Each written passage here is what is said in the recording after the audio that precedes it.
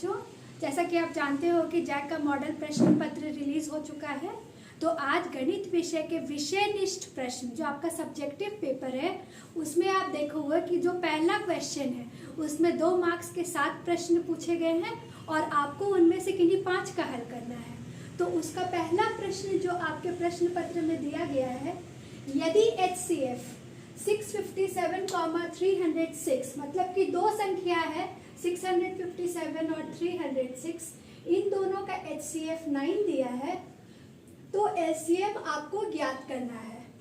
तो इसके लिए आप लोग जानते होंगे कि एक सूत्र है HCF, अगर हम लोग 2 धनात्मक पूर्णांक लेते हैं A और B, मान लीजिए हम 2 धनात्मक पूर्णांक लिए A और B, तो HCF इंटू LCM जो होता है वो पहली संख्या इंटू दूसरी संख्या, मतलब कि A इंटू B।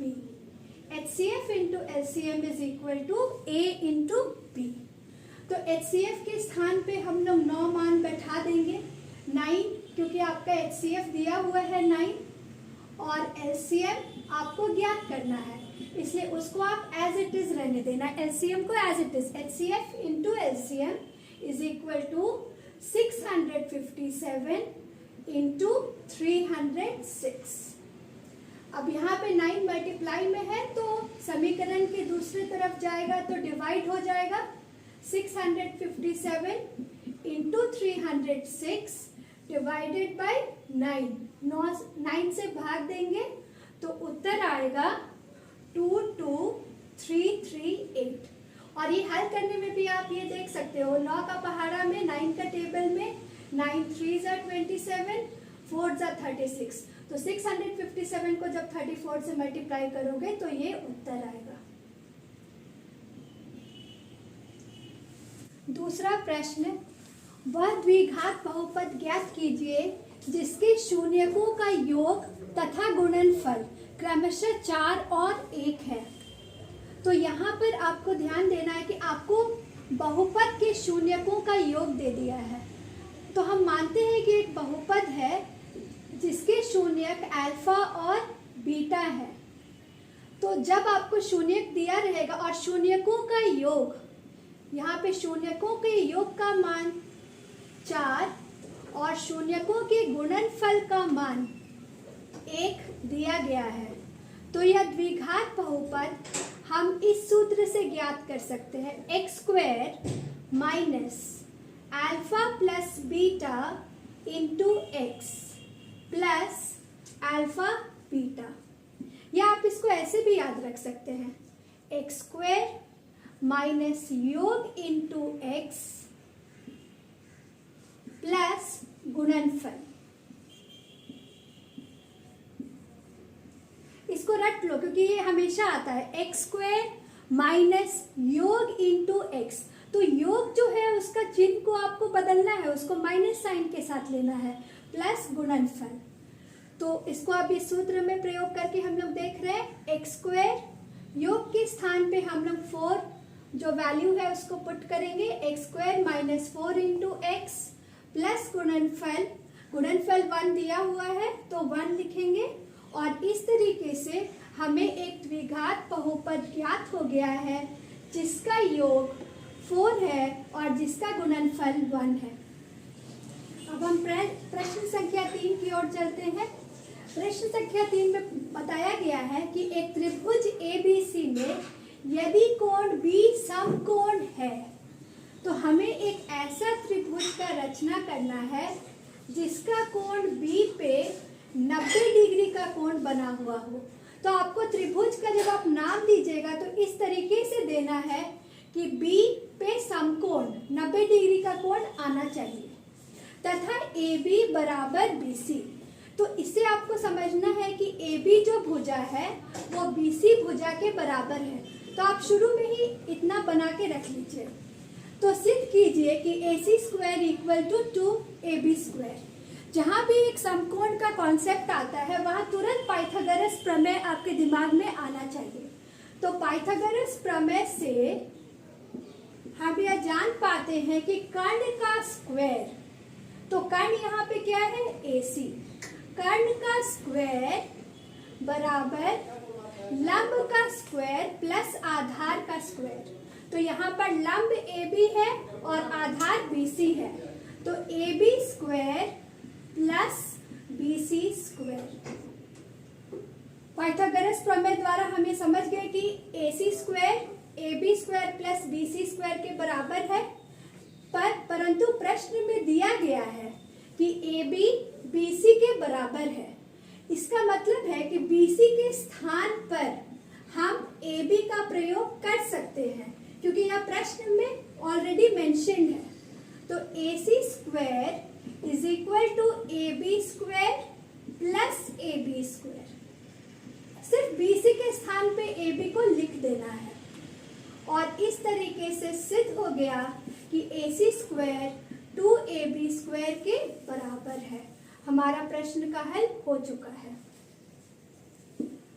चौथा प्रश्न में दिया गया है बिंदुओं A, B तथा -A, -B के बीच की दूरी ज्ञात करें। तो आप सबों को पता है दूरी सूत्र। दूरी सूत्र क्या है? x2 -x1 whole square plus y2 -y1 whole square. Whole square को आप लोग वर्ग भी बोल सकते हैं। x2 -x1 का वर्ग प्लस y2 -y1 का वर्ग। तो जो दो बिंदु आपको दिया गया रहेगा प्रश्न में, जैसे A, B दिया हुआ है, उसको आप मान लीजिए कि वो x1, y1 है, या जस्ट उसके नीचे आप लिख लो कि आपसे गलती ना हो, x1, y1। और जो दूसरी बिंदु है -A, -B, वो हो जाएगा x2, y2। अब दूरी सूत्र का प्रयोग करके दूरी बराबर √अंडर x2 -x1। तो यहाँ पर देखिए x2 क्या है? -A -x1, तो -A आ जाएगा और इसका हमें वर्ग करना है, स्क्वायर करना है, प्लस y2 ध्यान से देखिए -b दिया हुआ है, उससे y1 घटाना है हमें, तो -b फिर से आ जाएगा होल स्क्वायर।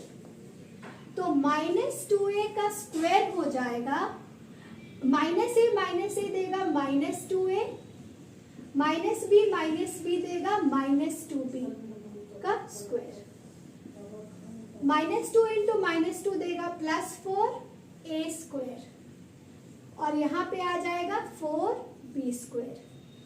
इसके बाद क्या करना है? 4a स्क्वायर है और 4b स्क्वायर है, तो दोनों में से हम 4 कॉमन ले सकते हैं, 4a square plus b square. और आप लोग जानते हो कि 4 का वर्गमूल क्या होता है? √2 होता है, तो 2√a square plus b square.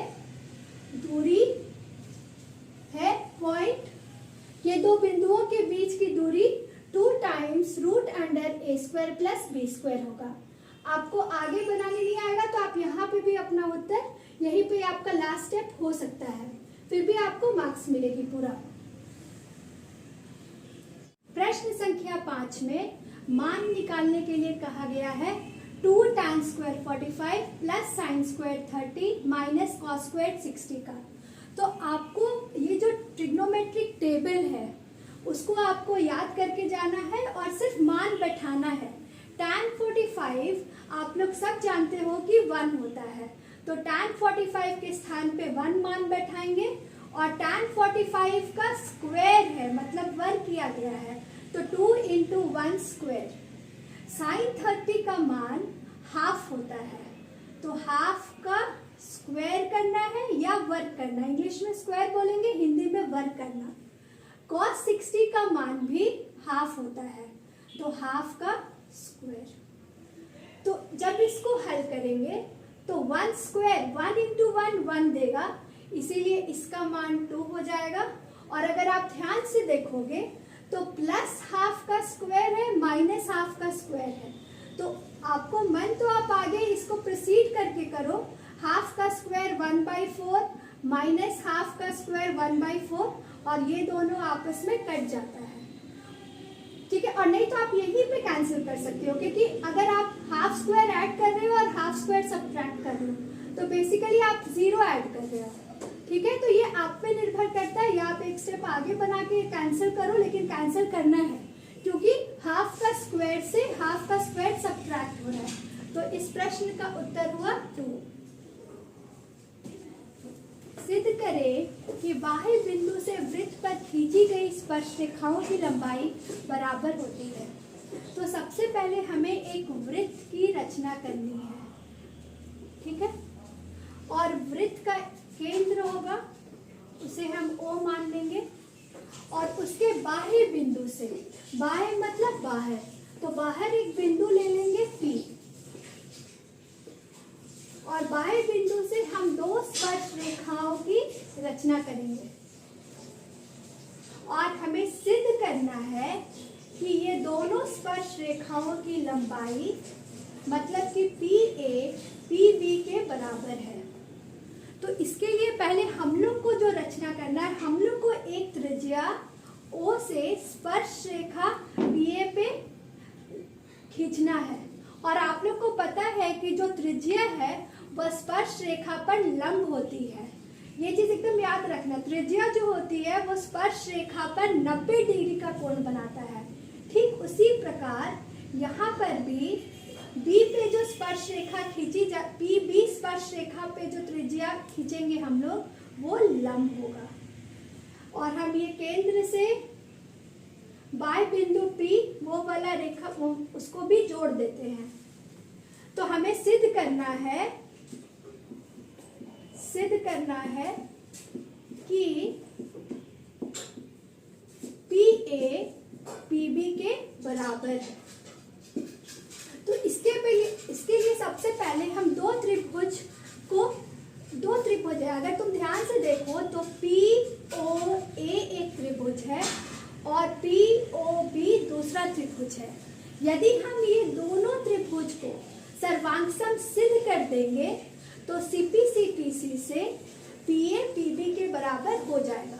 तो हमारा काम है कि त्रिभुज POA एवं त्रिभुज POB में OA जो है वो OB के बराबर होगा। OA ये जो है वो OB के बराबर होगा, क्योंकि दोनों एक ही वृत्त की त्रिज्याएं हैं। एक ही वृत्त की त्रिज्याएं, तो एक ही वृत्त की त्रिज्याएं क्या होती है? बराबर होती है। इसीलिए OA OB के बराबर है। PO के बराबर है। क्यों PO के बराबर है? क्योंकि यह उभयनिष्ठ है। ये त्रिभुज POA में भी है और त्रिभुज POB में भी है। तो ये जो OP है ये उभयनिष्ठ है, ये कॉमन है दोनों त्रिभुज में, इसीलिए इसका कारण लिखेंगे उभयनिष्ठ। और आप लोग जैसा जानते हो कि त्रिज्या जो है वह स्पर्श रेखा पर लंब होती है, इसीलिए कोण PBO के बराबर 90 डिग्री है। और कारण है कि जो त्रिज्या है वह स्पर्श रेखा पर लंब होती है। अतः RHS, अगर तुम ध्यान से देखोगे तो एक R मतलब राइट एंगल, एक 90 डिग्री का कोण बना है।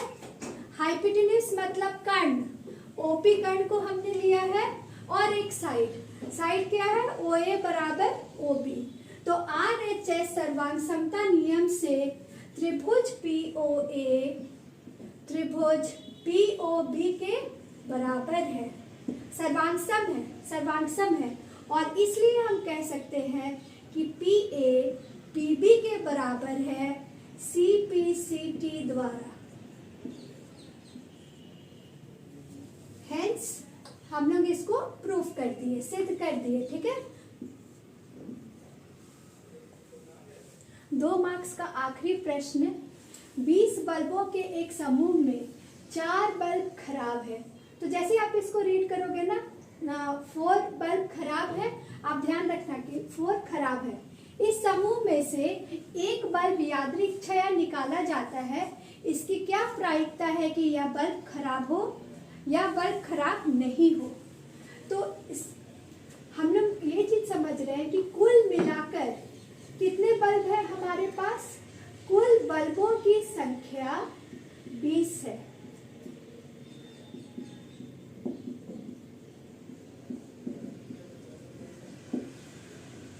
और खराब बल्ब मतलब अभी आपको सबसे पहले निकालना है कि बल्ब खराब हो, तो खराब बल्ब की प्रायिकता अगर हम लोग निकालेंगे खराब बल्ब की प्रायिकता, तो प्रायिकता का सूत्र है अनुकूल परिणामों की संख्या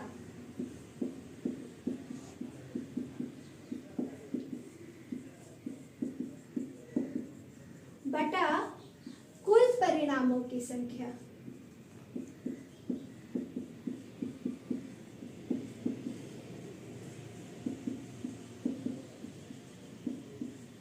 तो कितने खराब बल्ब है हमारे पास, 4 बल्ब खराब है, तो इसीलिए अनुकूल परिणाम 4 है।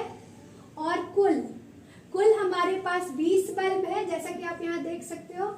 तो 4/20, 4 का टेबल में 4 1 जा 4, 4 5 जा 20, इसीलिए इस प्रायिकता का उत्तर होगा 1/5।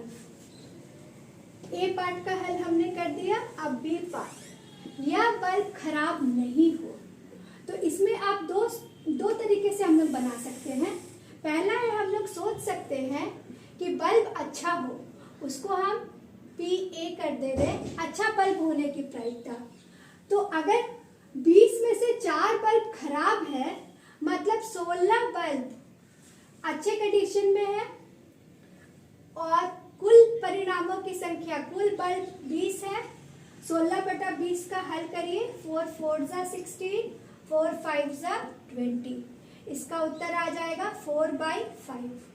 और इसको एक और तरीका से निकाल सकते हैं, यह बल्ब खराब नहीं हो, मतलब अगर PE प्रायिकता है खराब बल्ब होने का, तो खराब बल्ब नहीं होने का प्रायिकता को हम P0E से लिख सकते हैं। बल्ब खराब होने का प्रायिकता यदि PE है, तो बल्ब नहीं खराब होने का प्रायिकता PE, और उसके ऊपर अगर आप डैश दे देते हो मतलब P0E होता है। तो P0E क्या होगा, 1 माइनस PE। तो 1 माइनस PE 1/5 था, 1 माइनस 1/5 का हल कर देंगे, 5 LCM लेंगे, 5 माइनस 1 4/5। तो आपको जैसा इच्छा हो, आपको मन है कि PE तो मेरा निकल चुका है, हम 1 माइनस करके अच्छा बल्ब का प्रायिकता ज्ञात कर ले, आप ऐसा भी कर सकते हो। और नहीं तो फिर आप इस तरीके से कि 16 अच्छे बल्ब है और 20 कुल मिला के बल्ब है, तो 16/20 4/5 उत्तर होगा। इस तरीके से बच्चों हमने 2 नंबर के पूरे 7 प्रश्नों का हल किया, और नेक्स्ट वीडियो में मैं फिर मिलूंगी आपसे 3 नंबर के प्रश्नों के साथ। धन्यवाद।